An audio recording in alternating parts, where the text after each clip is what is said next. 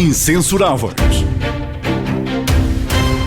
Bem-vindos a mais um episódio do Incensuráveis, podcast da Renascença. Esta semana, ensanduichada em feriados, a política fez como o tempo, arrefeceu um bocadinho.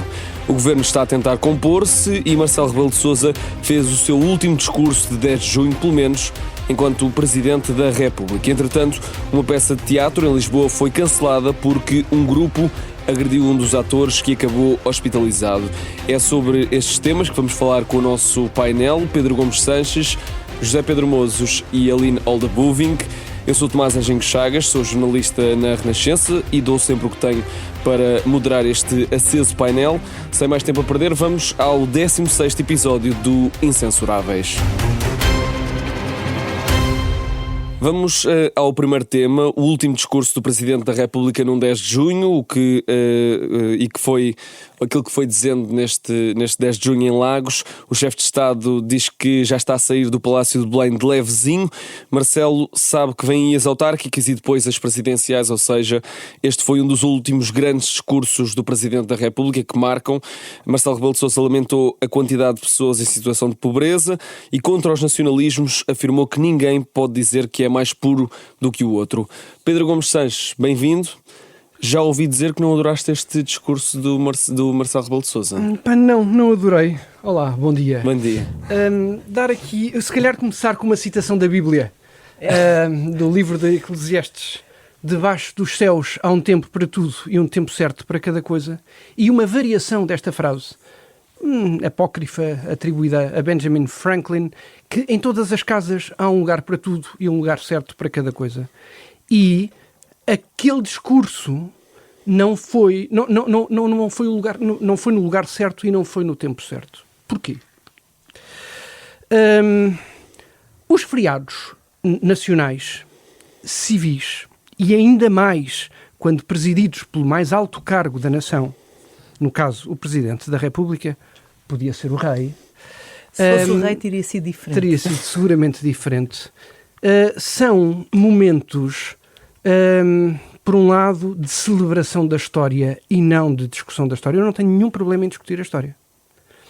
Mas aqueles lugares são lugares de celebração da história e são lugares de uma outra coisa bastante importante no quadro de uma democracia num Estado-nação, que é o lugar da coesão. As democracias vivem da dissensão às vezes agressiva, democraticamente enquadrada, e é isso que faz a riqueza do debate público. Mas nenhuma democracia num Estado-nação sobrevive exclusivamente à dissensão. Precisa de momentos de coesão, precisa de momentos de união. E são estes momentos simbólicos que são utilizados pelos povos para garantir este equilíbrio. Ora, não foi isso que aconteceu. Dar aqui um passo atrás, não vos quero tomar muito tempo. Com o que é que eu concordei? É óbvio que não há sangue puro. Isso, só um atrasado mental é que pode achar que há sangue puro. Não há em lado nenhum. Aliás, nem Mussolini consideraria isso razoável. Portanto, não há sangue puro. Ponto. Afirmar isto é pisar no óbvio, mas eu acho que é uma coisa pior. É trazer num momento solene para o centro do debate político uma categoria de debate que é extraordinariamente perigosa. E, do meu ponto de vista, foi um erro trazê-lo para ali. Ninguém, não me lembro, nas últimas décadas, ninguém relevante na sociedade portuguesa alguma vez ter usado esta categoria como categoria política relevante. E todavia, Lídia Jorge, com o apadrinhamento do Presidente da República, trouxe isso para o centro do debate. Depois, houve ali um nihilismo de nacionalidade, que é ninguém é mais português do que outro português. Eu indago-me se é possível ainda hoje falar em portugueses e não portugueses. É porque isso importa. E saio com a impressão de que isso foi um bocadinho empurrado para a periferia da importância. Depois há um erro histórico, e isto são os erros políticos. Depois há vários erros históricos. Eu não posso fazer uma admoestação histórica sobre o passado esclavagista português sem contar a história toda, designadamente amarrar-me àquele contexto específico. A escravatura, por mais que hoje, e ainda bem, consideremos abjeta, era um pilar essencial das dinâmicas económicas do mundo inteiro. Havia a escravatura antes de Portugal e continua a haver depois de Portugal. E depois de Portugal a ter abolido. E ainda hoje. A escravatura nunca foi exclusivamente rássica. E, portanto, falar sobre este passado histórico de Portugal, sem referir António Vieira, tão defensor dos índios na Amazónia, sem falar de Marquês de Pombal, que foi pioneiro na abolição da escravatura, sem falar do primeiro Marquês de Sá da Bandeira, que foi também uma figura importantíssima na história para acabar com o tráfico de pessoas, é não contar a história toda e é ficar amarrado a uma culpa sem expiação. E eu acho isso trágico num dia destes. E depois uma oportunidade perdida. Numa altura em que Portugal tem tantos desafios de presente e tem tantos desafios de futuro, usar um momento destes, que eu repito, devia de ser de celebração da história e de coesão, para dividir a partir do passado, é uma perda de oportunidade trágica. José Pedro Mozes, o Presidente da República fez um discurso em que tenta ficar na história ou um ajuste de contas com ela? Acho que não, nem uma coisa nem outra. Eu discordo profundamente do Pedro, porque quem é que disse que isto era um momento de união? E quem é que disse que o 10 de junho é para celebrarmos a história de Portugal? Ninguém. Quer dizer, é a tua leitura desse dia. Mas lá ver. Um feriado nacional, civil. O que se diz é dia de Portugal, das comunidades. Camões. Mas lá ver. Cada um interpreta esta designação como bem entende. E não é por nós confrontarmos Portugal com a sua própria história, pormos Portugal a olhar para o espelho, que estamos a deixar de celebrar Portugal. A história de Portugal é complexa, é feita de dor, é feita de contradição, é feita de erros e é feita de glórias. Não é por nós evidenciarmos isso que estamos a deixar de celebrar Portugal. Eu acho que se neste dia só pegássemos nas coisas boas, aí sim estaríamos Olha, era um panfleto turístico de Portugal e não uma celebração da história de Portugal. E eu acho que esta dificuldade que algumas pessoas tiveram de compreender, quer o discurso de Marcelo Rebelo de Sousa, quer o discurso de Lídia Jorge, diz mais sobre estas pessoas do que propriamente sobre os discursos em si. Porque nós ouvíamos agora o Pedro e ele dizia, mas eu concordo com a questão do sangue puro. Claro, nós vamos ver aquilo que Lídia Jorge diz ou que Marcelo Rebelo de Sousa diz e é difícil discordar. Quer dizer, claro que nós somos uma soma, claro que nós somos descendentes do escravo e de quem o escravizou, claro que somos descendentes, ela usava mais expressões como os filhos do pirata e os filhos do que foi roubado, uma mistura daquele que puniu até à morte e do misericordioso que lhe limpava as feridas. Portanto, isto é tudo verdade. Porquê é que isto incomoda tanto? E eu penso que tem muito a ver também com o zeitgeist, não é? Portanto, o ar dos tempos que vivemos. É que confrontar-nos com o passado pode ser doloroso, mas não é por neste momento haver um ar dos tempos que nos diz que é pouco recomendável trazermos certo tipo de temas para a discussão que devemos deixar de o fazer. Aliás, eu tenho para mim que um erro no combate de certos extremismos e populismos que temos tido foi o não anteciparmos discussões ou, quando elas surgiram, demitir-nos dessas discussões porque achámos que não eram suficientemente relevantes. E, portanto, eu não acho que isto tenha sido um discurso divisivo de todo. Nem o de Marcelo, nem o de Lídia Jorge. Claro que qual é o discurso com que 100% das pessoas concordam? Ninguém. Agora, se nós formos ao conteúdo, não é um discurso divisivo, não pretende dividir, é precisamente o contrário. É uma mensagem de universalismo, de universalidade. Aliás, Marcelo Rebelo de Sousa diz mesmo: nós somos portugueses porque somos universais e universais porque somos portugueses. Também concordo com isso. Viu-se isso nas manifestações das outras pessoas. Não, mas é que a verdade é que isto não é um discurso divisivo. Não. O facto de incomodar tanto determinadas pessoas diz mais sobre essas pessoas do que do discurso. Obrigado. E o contrário também. E essa defesa diz muito mais das outras pessoas do que daquelas que são contra. Para terminar, Zé Não, mas é isto, ou seja, eu acho que o patriotismo pode ser vivido de formas diferentes.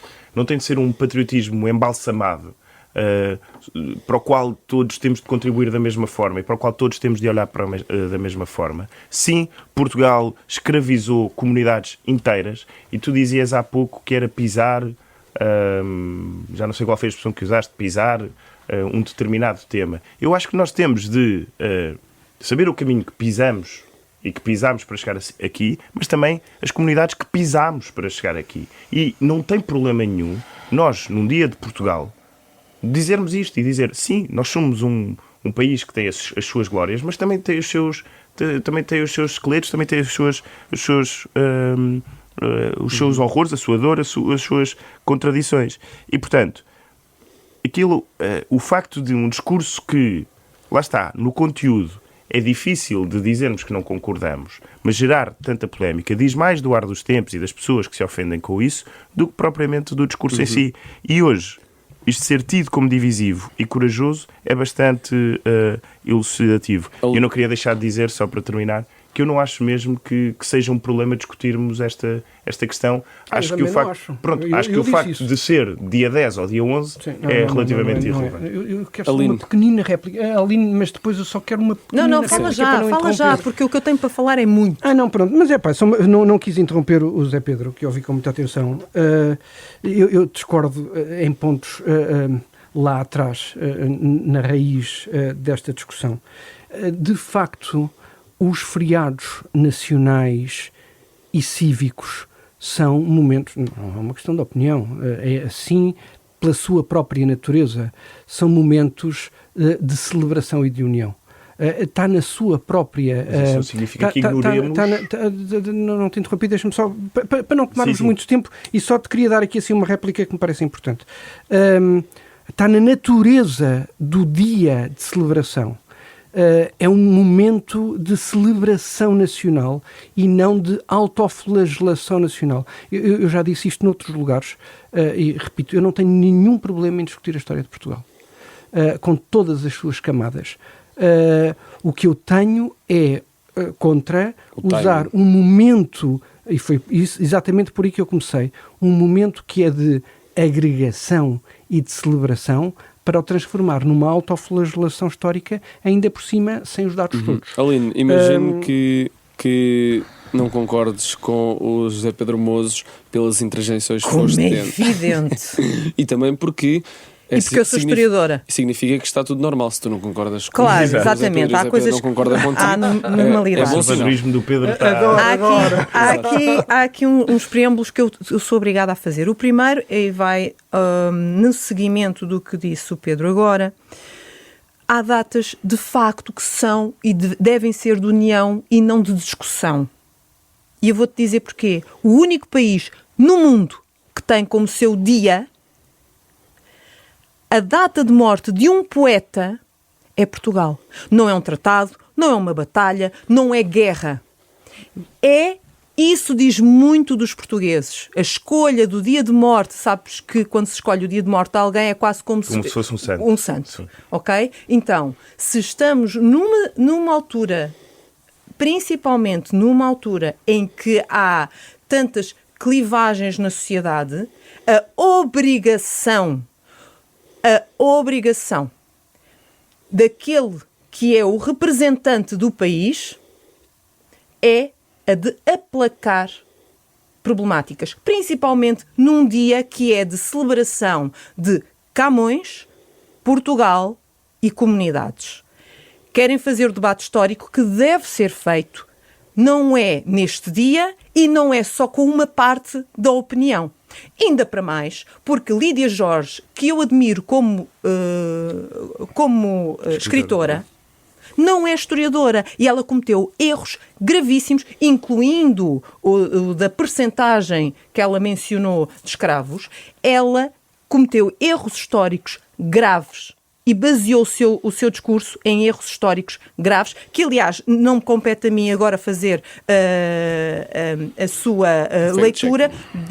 Basta lerem, por exemplo, o texto do professor João Pedro Marques, excelente, que aborda alguns deles. Bom, sinceramente, acho que se Camões tivesse ouvido parte daqueles discursos, perderia o outro olho.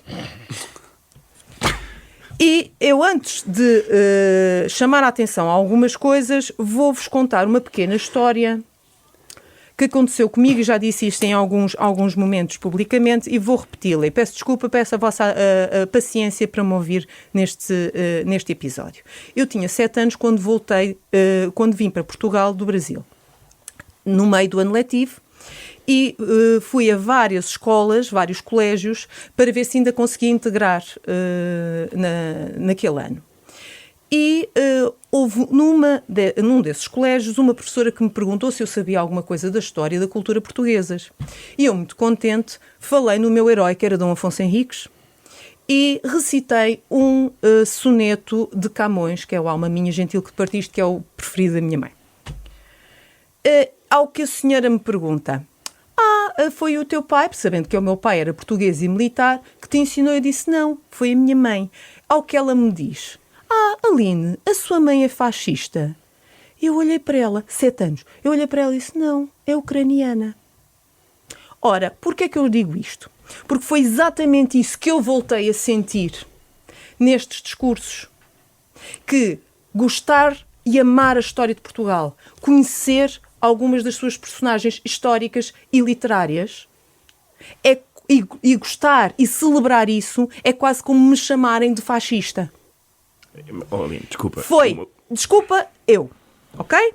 Então, era um teor completamente desnecessário e acho que não aprenderam nada, mas absolutamente nada, com estas eleições. Porque se tivessem aprendido, não tinham puxado para esse teor, ok? Porque falarem numa doxa, portanto, uma evidência que toda a gente sabe, que os portugueses são uma mistura de vários povos, é óbvio. Para quê apontar o óbvio? Não, mas é que isso vem com uma questão capciosa, que já vou falar. Eu achei curioso que o senhor Presidente da República, tivesse mencionado gregos, fenícios, escravos, mouros, judeus. Mas é engraçado, não falou em celtas, não falou em godos, suevos, alanos, visigodos e, pasme-se, lusitanos. Ora, no dia em que se comemora o autor dos Lusíadas, nem sequer menciona os lusitanos. Isto não é por acaso. Não é por acaso. Agora, esses povos que se misturaram-se paulatinamente durante séculos. É um produto de adaptação e miscigenação. Não é entrarem em menos de 10 anos 1,5 milhão de imigrantes sem condições para os ter cá. Isto tem sido um assunto que está na ordem do dia. Ora, nós também não podemos comparar a sim. velocidade de circulação nessa altura com a velocidade de circulação agora. Podemos comparar várias coisas. Com a economia como está organizada, com a globalização. Então, se comparam e vêm falar na escravura, não podemos comparar isto. Mas era o que mais faltava. Claro que podemos comparar. A questão e há diferentes percentagens. Eu não sei se o Sr. Presidente da República e a Lídia Jorge têm um mapa de ADN de todos os portugueses. Eu penso que não, para dizerem que são todos igualmente misturados. Mas isso é outra história. Terceiro ponto. Mais do que se disse é aquilo que queriam dizer. Qualquer um que chega aqui deve ser aceito como português porque há séculos que nos misturamos. Desculpem, não é...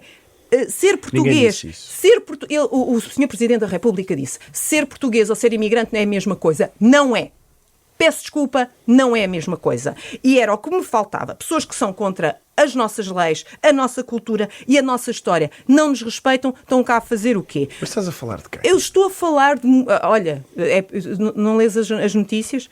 Leio, a história não se julga contextualiza-se, aceita-se, pode-se até falar sobre ela, mas não se julga a história e não devem julgar a história. E é este caminho que estão a percorrer, de julgar a história, ainda por cima no Dia de Portugal, é muito grave. É muito grave e vai fazer o quê? Vai arranjar dissensão, vai clivar a sociedade, como se viu pelas várias reações de grande número de pessoas. Mais de 1,5 milhão de imigrantes é mais do que os imigrantes que existem no Reino Unido e na Alemanha juntos. Isto dá-nos que pensar. Discursos que estás a dizer que a Alemanha e o Reino Unido juntos só têm 1,5 milhão de imigrantes? Sim. Isso não é verdade. Vai ver o RTP3 ontem, ok? Pronto. Discursos que reduzem os descobrimentos à sua faceta esclavagista e a dar a entender que temos obrigação histórica de aceitar qualquer pessoa que venha cá só porque escolheu Portugal. Isto é aumentar e alimentar os extremismos. Desculpa, deixa-me acabar só a dizer isto. Eu sou meio portuguesa e meio estrangeira. Eu amo a nossa cultura, eu amo a nossa história, eu amo Portugal. Eu não aceito nem admito ninguém, seja quem for, mesmo o Presidente da República, que me diga que temos que ter vergonha da nossa história e da nossa cultura. Vamos avançar, vamos falar também sobre o ataque a Derito Lopes, um ator que foi agredido na terça-feira à noite à porta do Teatro Barraca, em Lisboa, antes de uma peça, ao que vão relatando várias fontes que estavam no local e muitas delas não se identificam. O grupo pertence a grupos neonazis, os agressores. O Jornal Público avança que um dos suspeitos esteve envolvido no assassinato de Alcindo Monteiro, um jovem cabo-verdiano que morreu em 1995 no Bairro Alto depois de várias agressões de um grupo neonazi. Pedro Gomes Sanches, pelo que se sabe até agora, este ataque tem contornos de censura? Todos os ataques têm contornos de censura. Não há... Eu tenho... como é que eu hei de dizer isto de forma relativamente simples? Não há adversativas para o crime. Não há adversativas para o crime.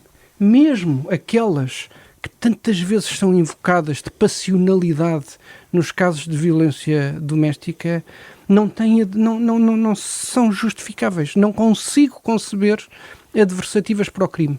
Para nenhum crime. Porventura, muito excepcionalmente, quando direitos fundamentais estão postos em causa, eu admito uma ação violenta para lá daquilo que é o exercício do monopólio da violência por parte do Estado. Ou seja, só em circunstâncias muito excepcionais de opressão, em momentos de revolução, vocês sabem que eu não adoro, mas muito excepcionalmente eu admito a utilização da violência. Todas as outras não têm adversativa e, portanto, este é mais um caso. Sobre este caso, e portanto partindo desta primeira afirmação, não há adversativa para o crime. Eu não conheço o contexto, ou seja, eu não conheço a motivação, porque aquilo que eu li foi que era um crime neonazi, pela natureza do grupo, mas não há na vítima, que eu saiba, agora, nenhuma característica semelhante àquela coisa absolutamente trágica e hedionda que se passou há uns anos, no Bairro Alto. Um dia funesto no Bairro Alto com Alcindo Monteiro. No mesmo dia. E portanto não há aqui aparentemente não, isto parece incontornável, não há aqui uma motivação rássica, não há aqui sequer uma motivação fóbica por orientação sexual, que é uma coisa também muito usual neste tipo de grupos e neste tipo de ataques, que eu saiba, e portanto há aqui uma violência, de resto também não muito diferente de tantas agressões que acontecem em Portugal, enfim, lastimavelmente por estes dias, e não são só percepções. Queria, sobre esta matéria, dizer uma coisa que me parece muito importante, porque há uns meses nós tivemos uma discussão no espaço público muito acalorada sobre a violência, sobre a insegurança, e ouvi muita gente depreciar as percepções. É um erro depreciar as percepções nesta matéria. E eu gostava de voltar muitos anos atrás para citar o engenheiro Guterres, que a propósito de um outro tema usou uma frase que eu acho que se aplica perfeitamente aqui. A insegurança, a criminalidade até pode ser 0,1%. Aquele que é vítima dessa violência e sujeito a essa insegurança tem uma percepção de 100%. E isso é necessariamente atendível, e isso tem necessariamente de ter respostas por parte do Estado. Portanto, todo o clamor que eu considero hoje justificado, como considerei no passado, noutro tipo de atos de violência também justificado, merece atenção, e isto resolve-se com segurança na rua, com polícia, com dignidade, com a dignificação da carreira das forças de segurança e com combate por parte de quem tem o monopólio da violência, que é o Estado, a estes criminosos. José Pedro Mozos, Marcelo Rebelo de Sousa emitiu logo um comunicado ontem a dizer que não queremos voltar a viver em ditadura. É isto também que pensas sobre este ataque? É. E na verdade não me imaginava a concordar com Marcelo Rebelo de Sousa tantas vezes então, num tão curto espaço de tempo. Não, mas agora ainda ao assunto que é sério. Isto é um grupo neonazi que tinha ido jantar, e esta parte do contexto já conhecemos, enfim, iam celebrar o 10 de junho, um grupo de 30 pessoas que tinham ido jantar na zona de Santos. Enfim, não sei se terá sido por beberem uns copos a mais. O que nós sabemos é que é um grupo neonazi. E, por definição, odeiam outros. E, portanto, eu não preciso de encontrar características de potencial ódio nos outros para perceber a natureza deste tipo de violência. Porque este tipo de grupos atuam assim. A linguagem deles é a violência. Porque a ideologia também que eles perseguem alimenta o ódio, a segregação, a quem não é como nós. Não sei se foi um ataque ao teatro, não sei se foi um ataque à cultura, certamente foi, porque, mesmo não tenha sido intencional, houve uma consequência, a peça não se realizou. E, portanto, é tudo mais grave quando vamos sabendo mais coisas. Este ataque aconteceu precisamente 30 anos depois da morte de Alcino Monteiro, um jovem que foi morto por ser negro. Estava no Bairro Alto e foi morto por ser negro, por um grupo de neonazis. Sabemos agora que há uma pessoa que esteve envolvida nesse homicídio que está envolvida nestas agressões. E, portanto, não é preciso nós encontrarmos muitas características de potencial ódio na vítima para perceber a natureza e o contexto deste crime. Foi um ataque cobarde. Esta gente é cobarde porque ataca em grupo, ataca pela calada, foge e depois deixa para trás uns autocolantes como pistas e depois devem sentir-se todos os maiores uns com os outros a dizer... Enfim, é mesmo uma questão de machismo tóxico, de nazismo exacerbado. O facto de eles terem querido deixar sinais de que Portugal é para os portugueses com Z. Portugal aos portugueses, remigração, torna isto mais do que um ato hediondo, violento, contra uma pessoa, que neste caso é um ator, torna isto um ato político. Sim. E é ação política violenta. E, portanto, isto deve ter uma resposta política. E deve ter uma resposta política por parte de quem tem responsabilidade política, quer por tratar das questões de segurança, quer por quem monitoriza estas questões. E porquê é que eu falo desta monitorização? Porque as referências a este grupo, que já agora chama-se Blood and Honor, que é um grupo internacional em português, Sangue e Honra, foi eliminado de uma versão preliminar do RASI quando se passou dessa versão preliminar para a versão final. O que é o RASI? É o Relatório Anual de Segurança Interna, que nos dá o retrato de como é que os crimes e a violência e a segurança interna estão a evoluir naquele ano. São dados estatísticos sobre o tipo de crime, qual é que cresceu mais, qual é que cresceu menos, em que regiões, etc. E avisa-se para um conjunto de fenómenos que podem estar a crescer. soubemos, quando a comunicação social teve acesso a uma versão preliminar, que o Governo na altura considerou uma versão de trabalho e disse que não trabalhava com versões de trabalho, só com versões finais. O que também é razoável. Fazia menção... Mas fazia menção a este grupo, precisamente. Precisamente isso. Fazia uma menção geral ao crescimento da violência de grupos de extrema-direita da Europa, que estavam a chegar cá, isso através dos nossos sistemas de segurança interna e das nossas secretas, certamente é muito mais evidente, e é também para isso que o RASI serve. Portanto, o facto de agora ter sido preciso... e depois não foi para a versão final, na altura o Governo disse, nós só conhecemos a versão final, nós só trabalhamos com versões finais e confiamos no trabalho das nossas secretas e das nossas forças de segurança. Mas ao dia de hoje isso envelheceu mal. Envelheceu bastante mal. Essa retirada... E por isso é que eu digo, isto tem de ter uma resposta política, não só pela parte de nós percebermos que tipo de cuidados é que o Governo está a ter perante o crescimento destes extremismos, se é um perigo real ou não, que tipo de ações é que estão a ser tomadas, que tipo de monitorização é que é feita e porque é que foi eliminado do relatório. O Governo, a partir de hoje, já não pode dizer nós trabalhamos com versões finais. Porque, se as percepções importam, então há uma percepção generalizada de que isto foi eliminado de uma fase preliminar para a fase final. E, portanto, o Governo precisa de responder a isto. Deixa-me só terminar dizendo que o contexto político não é irrelevante. E eu acho que este ato só tornou mais pertinente aquilo que falávamos há bocado, que eram os discursos do 10 de junho. Mas mais do que isso, a extrema-direita está a crescer e Portugal não é imune. A extrema-direita está a crescer em toda a Europa, está a crescer pela via partidária, pela via eleitoral, via política, mas também através destes grupos que estão a agregar cada vez mais gente, a torná-los violentos e a praticar um ódio perante o outro. E Portugal não é imune. E nós, nas últimas eleições, tivemos um resultado claríssimo que nos disse que há uma parte da população que se sente autorizada a odiar.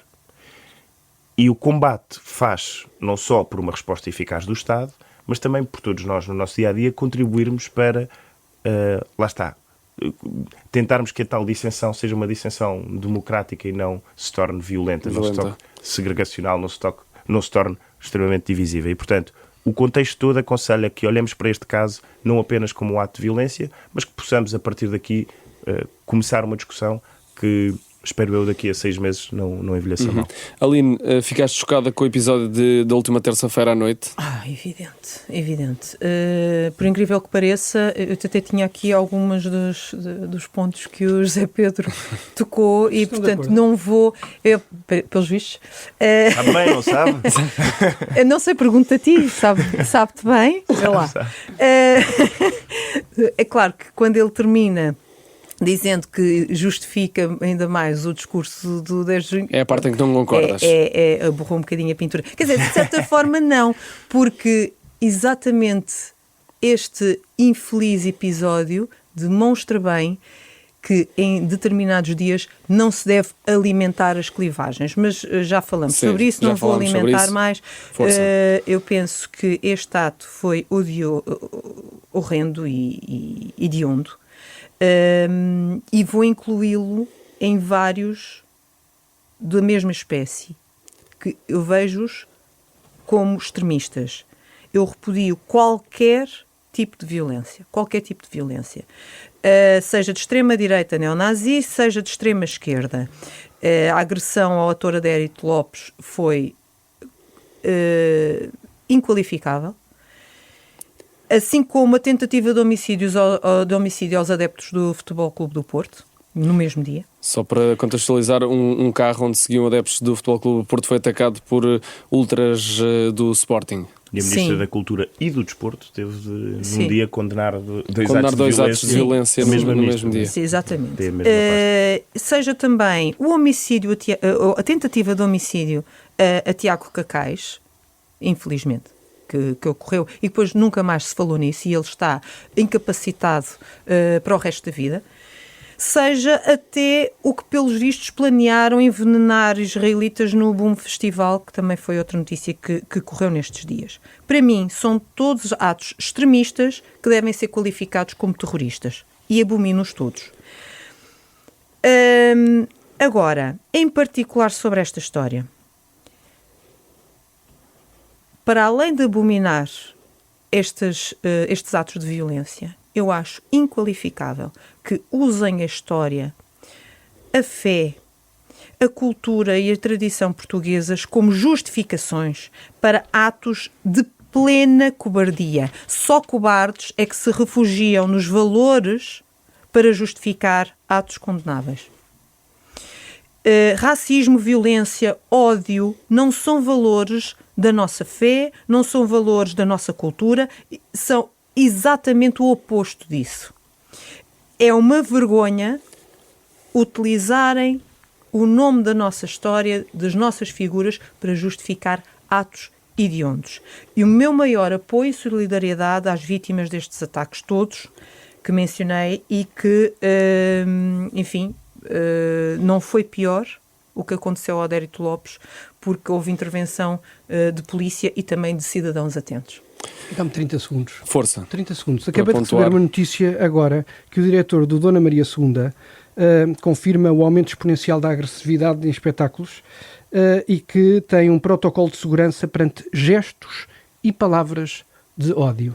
Enfim, tem um bocadinho a ver com aquilo que nós temos a discutir. Eu quero deixar absolutamente claro aquilo que disse: não há adversativa para o crime.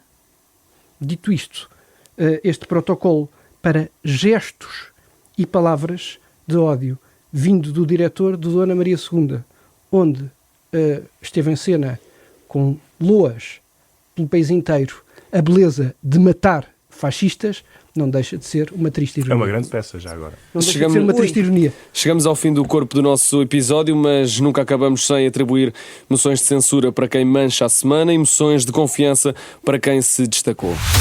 Incensuráveis. Pedro Gomes Sanches, a tua moção de censura vai para... A minha moção de censura vai para um caso que dei conta, aconteceu na Mareleja. Um pai matou um filho porque o primeiro queria casar a sua filha de 14 anos com outra alguém num casamento combinado, e o segundo opôs-se a isso e foi assassinado pelo seu próprio pai. Estamos a falar de pessoas da comunidade cigana que usam o argumento da tradição para justificar a barbárie. Absolutamente inadmissível. Censura para que isto continue a acontecer em 2025. Moção de confiança. A minha moção de confiança é uma moção nostálgica. Eu ontem fiz anos, fiz 41 anos mais Parabéns. IVA. Parabéns. Obrigado. Mais IVA. E no dia em que fiz anos, Brian Wilson deixou-nos. Brian Wilson tem uma obra notável, mas há muita gente com uma obra notável. Mas Brian Wilson tem uma obra notável com um toque que para mim é muito importante, é pessoalmente muito importante, que é intergeracional. Eu ouvi Brian Wilson pela mão do meu pai e dei aos meus filhos a ouvir também. E portanto, enfim, partiu no dia do meu aniversário, vai fazer muita falta, mas é eterno. Moção de confiança entregue. José Pedro Moça, a tua moção de censura. A minha moção de censura vai para os críticos seletivos, e isto está relacionado com as críticas que ouvimos esta semana ao barco onde seguia Greta Thunberg com outros 11 ativistas, o Medellín, para levar ajuda humanitária a Gaza. É importante sublinhar o levar ajuda humanitária a Gaza. O que é que nós vimos? Rapidamente saltaram, frenéticos e irritados, um conjunto considerável de comentadores e de pessoas a dizer que Greta queria era protagonismo, que como é que uma ativista ambiental de repente se preocupava com causas como o conflito israelo-árabe. E a mim espanta-me como é que é isto que revolta as pessoas neste cenário todo. Pessoas que passaram dias caladas perante as sucessivas notícias que vamos tendo. E só para termos uma ideia, eu tenho alguns números e juro que vou ser rápido. Desde o início do conflito, portanto, na reação ao ataque do Hamas de 7 de outubro, 100 crianças são mortas ou feridas em Gaza por dia. Isto são dados da ONU. Passaram 614 dias, até ao dia de hoje, e no total foram 50 mil crianças que morreram ou ficaram feridas no conflito. Morreram mais de 1.100 bebés com menos de um ano. Okay? Desde o dia 18 de março deste ano, já foram 323 crianças que morreram. E, portanto, quando isto se passa, e a revolta destas pessoas se concentra num barco que leva ajuda humanitária porque está lá a Greta, descontando toda a parte de idadismo e machismo que isto tem, isto só me diz uma coisa, é que o silêncio destas pessoas até este momento era cobardia. Atacar quem denuncia, quem tem a coragem de apontar o dedo, de tomar uma atitude, quem ajuda, é cumplicidade com tudo o que se está a passar. E por isso eu só pedia que parassem de fingir que esse silêncio é prudência ou que aquela neutralidade que dizem ter é cautela. Não é. É cobardia e cumplicidade. E ficou muito evidente nestes dias que passaram. E a tua moção de confiança? A minha moção de confiança é repartida porque eu tinha duas hipóteses, que era o Brian Wilson também, mas o Pedro falou muito bem, portanto vou àquela que eu tinha preparado antes de saber que ele tinha morrido e, portanto, que é para a entrevista de António Costa à Antena 1. É uma entrevista bastante boa, lúcida, que nos dá uma perspectiva sobre...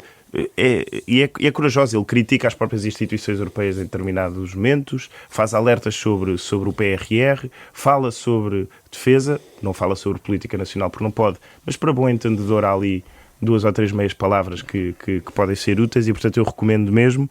E sobre o Brian Wilson tenho só a dizer que a música God Only Knows é das melhores canções que existem, eu adoro, e começa com uma frase ótima, que é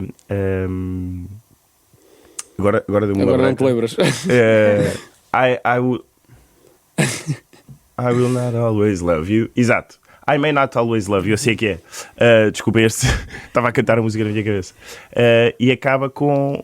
E eu acho que isto é muito honesto. Nós muitas vezes temos aquela sensação de que podemos não estar sempre a amar alguém, alguma pessoa, mas no fundo, depois, como ele também escreve, nós temos ali uma frase dele que diz que vai ter a certeza de que todos os dias iremos demonstrar isso e só Deus sabe o que é que eu faria sem ti. E, portanto, acho que é uma letra que descreve muito bem a complexidade dos sentimentos que temos muitas vezes enfim... acrescento isto àquilo que o Pedro disse, para homenagear um grande compositor, um grande letrista, um grande músico, e como o Pedro disse, ele será eterno. Aline, a tua moção de censura? Eu tive várias moções de censura. Uma delas é a moção de confiança do José Pedro. A entrevista ao António Costa. Ótimo. Mas não vai ser.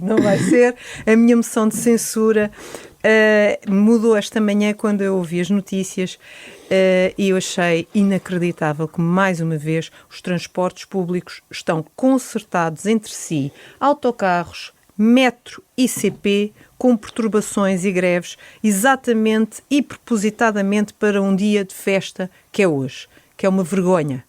Deviam ter vergonha na cara, mas não têm. Claro, tinha que ser uma véspera de feriado, que é para irem todos festejar sozinhos. E isto é uma falta de respeito para com as pessoas que necessitam destes meios de transporte. Eu gostaria que a minha moção de censura não fosse tantas vezes o problema dos transportes, mas é impossível não ser hoje.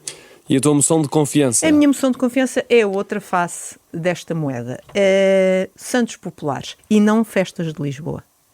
É o dia dos Santos Populares, porque as festas não são só em Lisboa, são em vários pontos do país. E, portanto, hoje festejar-se os Santos Populares. Em Lisboa temos as marchas, e o tema das marchas é a alma de Lisboa, e eu acho que devíamos aproveitar, já que a nuvem funesta para algumas pessoas do 10 de junho se dissipe e hoje festeja os Santos Populares. Viva a fama! Agora sim, chegamos ao fim de mais um episódio do nosso podcast. Contamos com o cuidado técnico do Rui Glória, com a sonoplastia do Diogo Casinha. O nosso painel está como sempre esteve e como deve ser em democracia, incensurável. Pedro Gomes Sanches, José Pedro Mozos, Aline Oldebuving. Eu sou o Tomás Anjinho Chagas, sou jornalista na Renascença e moderador deste nosso podcast, que sai todas as quintas-feiras às 5 da tarde. Renovo o apelo, se gostaram, partilhem o nosso episódio com um amigo. Se não gostaram, já sabem, partilhem com os amigos, nem que seja só para dizer mal de nós. Nós cá não nos ofendemos, nem nos calamos, somos os incensuráveis. Até para a semana. Incensuráveis.